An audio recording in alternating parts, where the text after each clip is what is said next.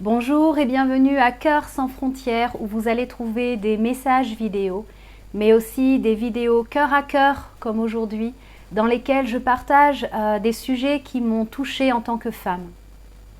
Pour cette première vidéo, sans enfant, est-ce que je vais pouvoir être vraiment heureuse?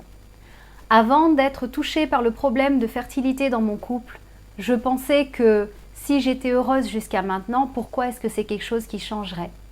Et puis un jour, on a dû faire face à cette réalité que peut-être on n'aurait jamais d'enfant. Moi, c'est vrai, je voyais un enfant comme une façon particulière d'aimer et d'être aimé. Et je me disais que si je ne pouvais pas aimer de cette façon, j'apprendrais à aimer autrement. Mais mon mari, lui, par contre, il ne voyait pas sa vie sans enfant. Je pensais donc que cette mauvaise nouvelle allait moins m'atteindre que lui. Mais en fait, ça avait affecté mon quotidien. Il fallait maintenant vivre sous pression. Il y avait la pression de la famille qui était pressée de devenir grands-parents, tonton, tati. La pression aussi de la société qui nous reflète cette image que des enfants, c'est que du bonheur, un bonheur à ne pas manquer. Et puis pour nous, mesdames, il y a cette pression du temps. Une horloge biologique en nous qui fait tic-toc, qui semble résonner de plus en plus fort et même s'accélérer à mesure que les années passent. J'ai vécu 8 années sous pression. Ce qui peut-être pour moi était le plus difficile, c'était de faire face aux commentaires des gens. Quand par exemple, dans un mauvais jour, parce que j'étais un petit peu ballonnée, on me demandait si j'étais enceinte, ça me mettait hors de moi. Ou alors quand on faisait référence à mon âge, en me disant qu'il faut se dépêcher parce qu'après, fichu la maternité. Ou sinon, quand quelqu'un qui ne me connaissait pas osait venir directement me demander « En fait, Fred, c'est quoi ton problème ?» J'avais là une petite chanson de Jean-Jacques Goldman qui tournait en boucle dans ma tête. Elle a fait un bébé toute seule. J'avais vraiment du mal à ne pas réagir à ce genre de commentaires parce que ça me blessait. Et puis les gens qui étaient proches, eux qui sont au courant de la situation. Pourquoi toujours avoir besoin de remettre ça sur la table? C'est pas un peu remuer le couteau dans la plaie, ça? En étant centrée sur ma souffrance, je n'étais plus capable de voir que pour des gens qui sont proches, qui se soucient de nous et veulent notre bien, eux aussi étaient affectés par quelque chose qui nous touchait de près. En fait, j'ai pu voir pendant ces 8 années qu'il y avait certaines choses qui n'avaient pas beaucoup changé. Quand un couple n'a pas d'enfant, aujourd'hui on continue souvent à dire que c'est un couple qui est stérile. La réalité, c'est que beaucoup de couples ont des problèmes de fertilité. Peu font face à un vrai problème de stérilité. Ce qui veut dire qu'on n'est pas nécessairement dans une situation impossible. Et le problème, c'est quand on utilise le mot stérile, on veut dire par là que tu es dans une situation impossible, que tu n'es pas capable d'avoir des enfants. Et à force de nous renvoyer cette image qu'on n'est pas capable, on peut finir vraiment par croire qu'on n'est pas capable. Aussi, on a toujours cette tendance à croire que le problème vient de la femme. C'est elle qui est stérile, puisque c'est elle qui porte l'enfant. Elle doit donner des enfants à son mari, et on fait porter sur les épaules de la femme une lourde responsabilité, l'impression de devoir absolument accomplir quelque chose, atteindre un objectif, et lorsque on nous met cette pression et qu'on n'est pas capable de l'atteindre, on se sent coupable, on se sent mis à part et en nous naît un sentiment de honte. D'ailleurs, on en parle dans la Bible. Quand Dieu a fait un miracle pour un couple qui n'arrivait pas à avoir d'enfants, la femme criait « Dieu a enlevé mon opprobre !» C'était le cri du cœur qui montrait combien cette honte pesait sur son cœur à cause du jugement des gens.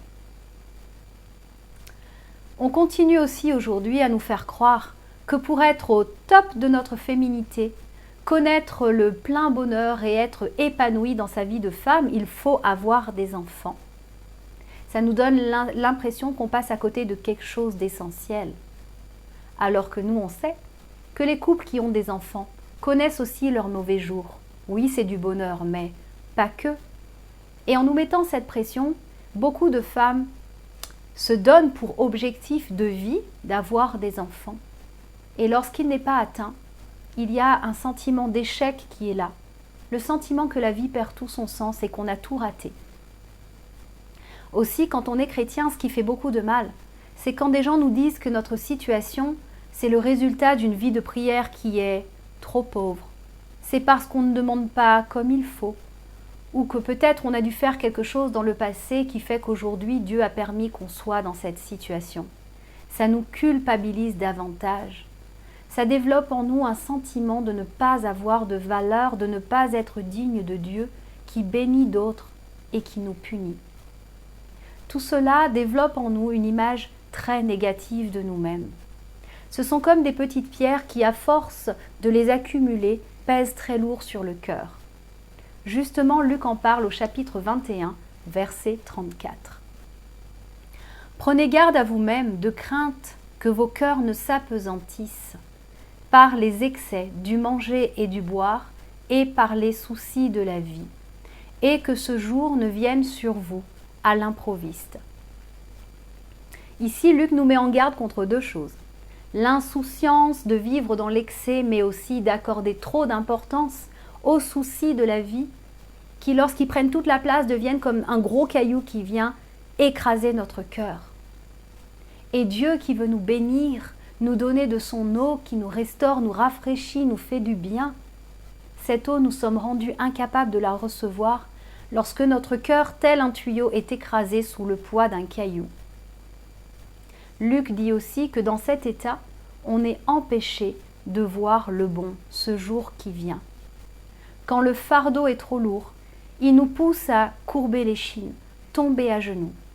Et quand on atterrit face contre terre, sur un sol goudronneux, tout devient noir et ça ne sent pas bon. Cela nous empêche de relever la tête et de voir ce jour qui vient, le jour glorieux où Jésus reviendra, où il enlèvera toutes les souffrances, plus de problèmes de fertilité au ciel. C'est dit dans Matthieu 22, au verset 30. Qu'à la résurrection, les hommes ne prendront point de femmes, ni les femmes de Marie, mais ils seront comme les anges de Dieu dans le ciel. Nous sommes destinés pour devenir comme les anges de Dieu dans le ciel. Mais plus encore, parce que les anges plongent leur regard, ils ne comprennent pas cet amour intense de Dieu pour nous, qui s'est donné sur la croix, pour que nous puissions être en relation avec lui et vivre auprès de lui éternellement. C'est vrai que lorsqu'on est dans cette situation où on est empêché de voir le bon et de recevoir du bon, c'est ça finalement qui nous rend malheureux. Je vais vous parler d'une histoire de chocolat. Non pas qu'on puisse comparer un désir d'enfant avec l'envie de manger un carré de chocolat, mais c'est pour comprendre un principe. Je vous disais tout à l'heure que dans des mauvais jours, parfois j'étais ballonnée, on me demandait si j'étais enceinte. En fait, je suis fortement intolérante au lactose. C'est la suite d'une bêtise, j'ai consommé trop de lait en peu de temps et mon foie ne peut plus digérer le lactose qui est contenu dans les bonnes pâtisseries. Je n'ai plus droit à mon petit déjeuner, mon bol de chocolat, de lait au chocolat le matin, et surtout j'ai été privée de quelque chose dont je raffole, le chocolat au lait. Il fallait maintenant vivre avec ce manque. Chaque matin je me réveillais, je courais à mon frigo pour prendre mon petit déjeuner et quand je l'ouvrais, le frigo avait beau être plein à craquer, moi je ne voyais qu'une chose, la place vide de ma brique de lait. Ma journée commençait très mal. Si en plus dans la journée j'avais le malheur de déjeuner avec des collègues ou de la famille qui dégustaient des pâtisseries en dessert, un dessert dont moi j'étais privée, ou que je rentrais à la maison et que je trouvais mon mari confortablement installé dans le canapé en train de déguster une côte de crunch, alors là c'en était fini, j'étais en colère. J'en ai souffert longtemps. J'étais tellement persuadée que rien ne pourrait me procurer le même plaisir qu'un bon verre de lait, que je refusais d'essayer autre chose. Fallait pas me parler de lait de soja. Non, non, non. Et parfois, du coup, j'ai fait des tentatives d'essayer de goûter à nouveau des produits laitiers pour voir comment mon corps réagissait. Qui sait si j'étais guérie? Et j'étais encore plus malade. Force était de constater qu'il fallait vivre avec cette réalité que mon corps ne me permettait plus de recevoir ces bonnes choses de la vie.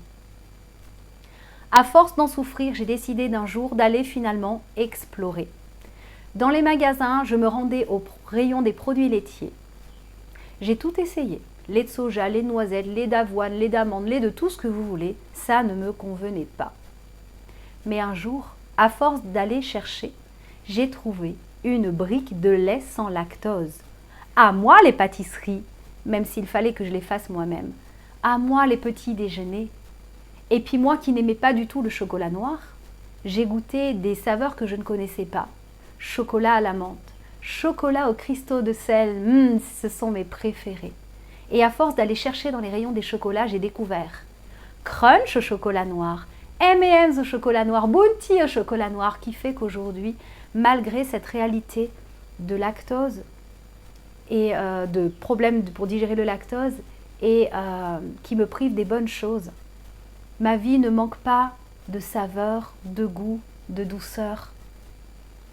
Et aujourd'hui, ma vie est si abondante. Je suis en train de vous parler de la différence entre une vie centrée sur le manque d'une bénédiction qui nous fait souffrir pour aller se tourner, explorer une vie d'abondance. Parce que moi, je vois Dieu un peu comme ce grand maître chocolatier qui a trouvé le chocolat tellement bon qu'il a voulu le mettre à disposition de tous dans les magasins et les stations-service. N'importe qui peut aller s'acheter une tablette de chocolat au lait, sauf ceux qui ont un problème dans leur corps, comme moi, qui les empêche de pouvoir en bénéficier. Et Dieu, il a donné cette bénédiction de la fertilité à toute l'humanité, en jugeant que cela était bon, c'était le désir de son cœur. Mais quelque chose dans ton corps, dans ton couple, t'empêche de recevoir aujourd'hui cette bénédiction. Nous allons justement partir maintenant dans la Genèse, au moment où Dieu a donné cette bénédiction à Adam et Ève. Genèse chapitre 1, versets 26 à 28. Puis Dieu dit, faisons l'homme à notre image, selon notre ressemblance, et qu'il domine sur les poissons de la mer, sur les oiseaux du ciel, sur le bétail, sur toute la terre, et sur tous les reptiles qui rampent sur la terre. Dieu créa l'homme à son image, il le créa à l'image de Dieu, il créa l'homme et la femme. Dieu les bénit et Dieu leur dit, soyez féconds. Avant de te parler de cette bénédiction, je voudrais te parler de quelque chose qui est tellement important dans ce passage.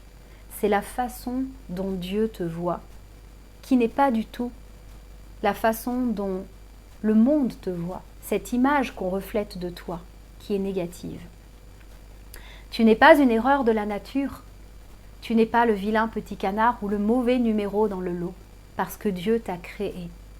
Dieu est amour, et cet amour intense en lui a fait naître le désir de te voir aujourd'hui exister. Tu es le résultat d'un amour profond et d'un désir ardent. Tu as été aussi choisi. Aucune autre créature sur la terre ne peut se vanter d'avoir été créée à l'image de Dieu, le Créateur. Mais toi, tu l'es. Tu es le summum dans la création. C'est pourquoi Dieu a créé cette terre, pour que nous puissions, nous dit ce passage, dominer dans le monde. Certainement que c'était plus facile à l'époque d'Adam et Ève, où ils étaient tranquillous dans le jardin d'Éden. Mais même aujourd'hui, dans ce monde déchu, imparfait, où il y a des souffrances et des épreuves, Dieu t'a créé pour dominer dans les tempêtes, traverser les épreuves et avoir la victoire. Et cela est possible, pas parce qu'on est plus fort que tout sur cette terre, mais parce que nous sommes créés à son image. Nous avons cette relation privilégiée avec un Dieu d'amour qui veut déverser dans nos vies sa grâce, qui veut manifester sa puissance. Et c'est ce qui fait toute la différence. C'est pourquoi Dieu te voit capable, parce qu'avec lui, tout est possible. Mais aussi, Dieu t'a béni. Cette bénédiction de la fécondité qu'il a accordée à Adam et Ève, elle a traversé les générations, elle s'est répandue sur toute l'humanité. Dieu a voulu que tout homme et toute femme soient fertiles. Il a même donné cette bénédiction aux animaux. Nous pouvons certifier que cela est vrai, parce que nous sommes nés avec l'équipement pour. Mais il y a quelque chose aujourd'hui dans le corps qui empêche ton couple de recevoir cette bénédiction. Et c'est vrai que ce n'est pas facile de vivre avec cette souffrance avec le manque. Paul justement parle d'une vie dans laquelle il devait vivre avec quelque chose qui le faisait souffrir. Il en parle comme d'une écharde dans la chair, une épine plantée qui le faisait mal.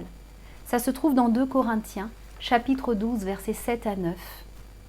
Il m'a été mis une écharde dans la chair, un ange de Satan, pour me souffleter et m'empêcher de m'enorgueillir. 3 fois j'ai prié le Seigneur de l'éloigner de moi, et il m'a dit, ma grâce te suffit, car ma puissance s'accomplit dans la faiblesse. Paul ici ne dit pas « je me suis moi-même planté une écharde dans la chair ». Ton infertilité n'est pas le résultat de quelque chose que tu as fait. Dieu a donné cette bénédiction à tout le monde, comme il a fait pleuvoir sur les bons et les méchants, nous dit sa parole. Ça ne dépend pas de combien tu es proche, loin de Dieu, de ce que tu as fait de bon ou de mauvais. Dieu avait accordé cette bénédiction depuis le commencement pour toute l'humanité, et tu en faisais partie. Mais ici, Paul dit que cette écharde dans la chair, elle est à cause d'un ange de Satan qui vient pour 2 choses, souffleter et empêcher.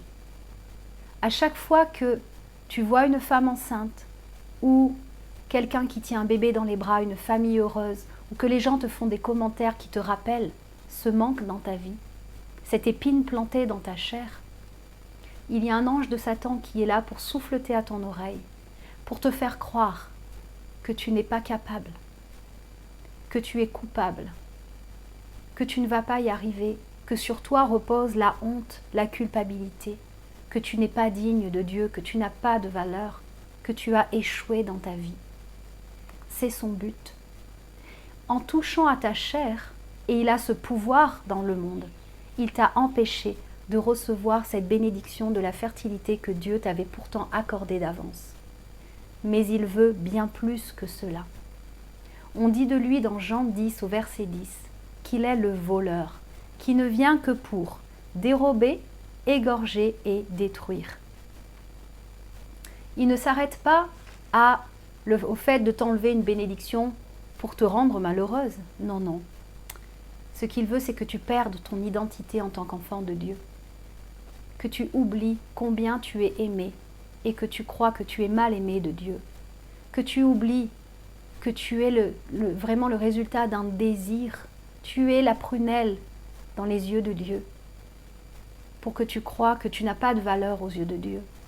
Il veut que tu oublies que tu as été choisi pour te faire croire que tu as été mis à part, que tu n'as pas de valeur, que tu n'as pas droit à ces bénédictions, que tu es puni.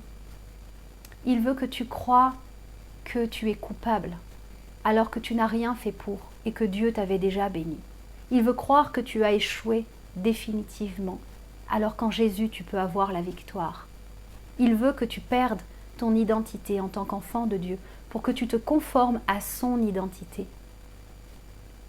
Lui, qui a voulu se faire l'égal de Dieu, a échoué, a été déchu. C'est sur lui que repose la culpabilité et la honte, parce qu'il était l'ange de lumière, admiré de Dieu, admiré de tous. Il avait plus de valeur que les autres anges. Il a perdu sa valeur. Il n'est plus digne de Dieu. C'est lui qui a échoué sur toute la ligne, parce que Jésus a eu la victoire sur la mort. Et en te conformant à son image, lorsque tu entends ces choses et que tu y crois, il veut t'entraîner avec lui dans sa chute pour te détruire. Mais il veut en arriver même, nous dit ce passage, à égorger. Il veut te retirer non seulement cette bénédiction universelle de la fécondité, en t'éloignant de Dieu et en perdant ton identité, il veut t'empêcher de recevoir les bénédictions personnelles, façonnées pour toi. Mais il veut te retirer plus que tout la bénédiction suprême de la vie éternelle. C'est pourquoi aujourd'hui Luc nous met en garde de cette situation dans laquelle notre cœur trop lourd, la souffrance trop grande nous empêche de recevoir le jour qui vient, de voir ce jour qui vient et recevoir la bénédiction de Dieu, parce qu'il y a cette promesse que cette écharde te sera enlevée. Heureusement, Jean 10, verset 10 ne s'arrête pas là. Jésus dit « Moi, je suis venu, afin que les brebis aient la vie et qu'elle soit dans l'abondance. Tu as été créé pour la vie et l'abondance, pas pour le manque et la souffrance. Dieu n'a jamais voulu que tu vives avec une douleur intense, comme au premier jour quand tu as annoncé que peut-être tu ne serais jamais maman. C'était des épines qui pénètrent dans la chair, que dis-je, un pieu qui pénètre dans le cœur et ça fait mal. Moi, j'ai connu ce tournant décisif dans ma vie, à un moment donné où mon cœur était trop lourd. Et j'avais beaucoup de grosses pierres. Non seulement on ne pouvait pas avoir d'enfants avec mon mari, mais en plus, je commençais à entrer en dépression parce que j'avais pendant tellement d'années accumulé des images négatives de moi-même. Quelque chose m'était arrivé que j'avais pardonné mais je n'avais pas guéri et je pensais que je n'avais pas de valeur. Aussi, je commençais à développer les symptômes d'une maladie qu'on ne connaissait pas encore. Et entre la maladie, la dépression, l'infertilité, mon cœur était en train d'être détruit sous le poids des épreuves de la vie. J'étais consciente que rien ni personne ne me sortirait de cette spirale qui m'attirait vers le bas et qui m'amenait à ma destruction. Et donc j'ai voulu vraiment donner l'opportunité à Dieu de me montrer combien il m'aime et de me bénir, de me sortir de là. Ce que j'ai fait, c'est que pendant 2 semaines, j'ai jeûné, j'ai prié, j'ai lu la parole de Dieu. Rien de plus difficile quand on est en dépression et qu'on a le goût de rien. Et je me suis disciplinée. Au bout de ces 2 semaines, je me suis rendue à une réunion avec une amie. Et c'est vrai que quand on a le cœur trop lourd, on est même incapable d'entendre. On ne reçoit plus rien de Dieu. J'étais vraiment en dehors du message, tellement abasourdie par ce poids qui m'écrasait. Mais il y avait quand même des petites bribes de choses que j'avais lues dans la Bible, que j'avais reçues dans mon temps de prière. Et à la fin de cette réunion, on a demandé aux femmes qui avaient besoin qu'on prie pour elles de se lever. J'étais consciente de mon besoin, j'étais consciente de mes fardeaux. Mais on nous a demandé de demander quelque chose de précis, de bien réfléchir avant. Et moi, là, je ne savais plus où était la priorité. Fallait-il demander que Dieu agisse pour l'infertilité ? Pour la maladie, pour la dépression, qu'est-ce qui était le plus important? Alors j'ai prié, j'ai demandé à Dieu de me montrer qu'est-ce qu'il fallait que je demande, qu'est-ce qui est le plus important, Seigneur. Et là j'ai pris conscience que ces poids dans ma vie m'éloignaient de lui, m'empêchaient de le voir et m'empêchaient de le recevoir, ce qu'il voulait me donner. Et donc j'ai demandé qu'on prie pour que rien ni personne ne m'empêche de servir Dieu et de faire sa volonté. Pendant ce moment de prière, j'ai senti sur moi les poids se décharger. C'est Dieu qui venait. Et je vivais la réalité de ce verset qui disait « Venez à moi, vous tous qui êtes fatigués ». Dieu prend les fardeaux sur lui. Et je voulais me revêtir de ce joug léger dont il parlait, le servir. Même si je ne comprenais pas tout, même si c'était une situation difficile, j'étais consciente qu'il n'y a que Dieu qui pourrait faire quelque chose. Et dans ce temps de prière, j'ai senti venir une légèreté, une liberté que je n'avais pas connue depuis longtemps. La présence de Dieu était si forte. Son amour, c'est comme si mon cœur ne pouvait plus le contenir et ça débordait dans des larmes de joie. Ça débordait à travers des rires aussi. Ma joie était rétablie. À l'instant même, j'étais guérie de ma dépression parce que j'étais si convaincue que j'étais aimée et que j'avais de la valeur pour Dieu et que Dieu voulait me bénir. J'étais restaurée dans mon identité en tant qu'enfant de Dieu et j'étais convaincue qu'à partir de ce jour, ma vie serait différente. Et c'est vrai que cela n'a pas enlevé la réalité du manque. Mais j'ai fait mienne cette promesse que Dieu a dit à Paul « Ma grâce te suffit, ma puissance s'accomplit dans la faiblesse ». J'ai même trouvé ce petit écriteau dans un magasin fait main.